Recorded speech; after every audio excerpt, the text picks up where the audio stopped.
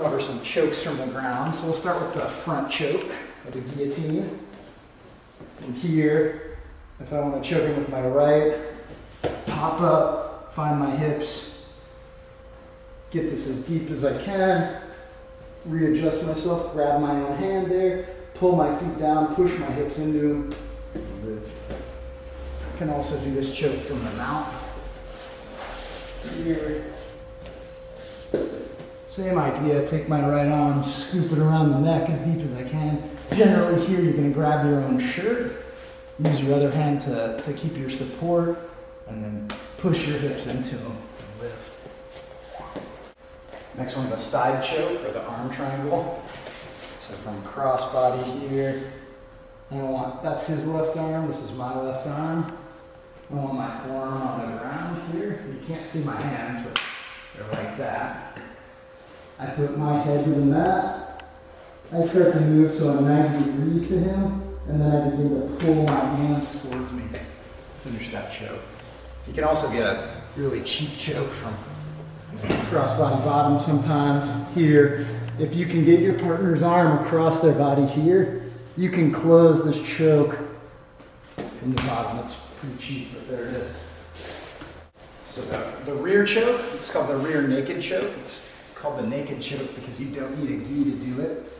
You're gonna get behind your partner, put your chest to their back, get your feet inside their legs. You can do all sorts of variants here. We'll just stick with the basic here. Get your elbow in the middle of their neck. Put your hand in the crook of your elbow. Put the back of your hand across their neck. Press your elbow down into their chest, and then squeeze down into them. So I want to go over the gi chokes. The first one's called the cross collar. So I'm going to take my hands like this and then that. So I want to insert here and then insert here. And then if my elbows are out, I want to bring them in. Then I want to bring my elbows down and towards me and pretend like I'm trying to crush a chest in between my shoulder blades. I should be able to do that from the guard even easier because now I can apply pressure down here. So I want to come up, bring my elbows down. I do a sit-up as I bring them down into me. Finally, I should be able to do that from the mount.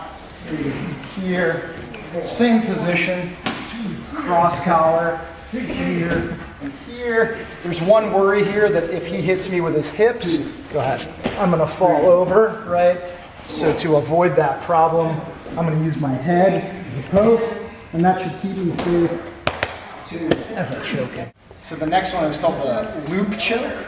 So if Dan is inside my guard here, oftentimes when people get hip to these chokes, I'll sink this first one, and then when I go to sink the second one, there's no way, he's not gonna let me. So instead I put it on this side of his neck. Then I have to bring him down and bring it over, but then from here, I've got him in a really, really deep cross collar. And the last one is called the lapel choke. I'm actually gonna use the jacket across his throat. By the way, these are supposed to represent like external wear, like a jacket or a sweatshirt. They're really durable though, so you can use them over and over again. Anyway, Dan's in my guard here.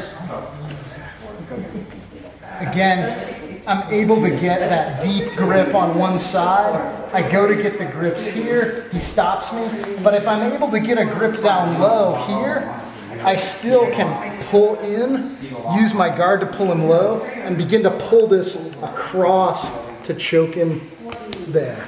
So I'm pulling this edge across and I'm digging this side in this way.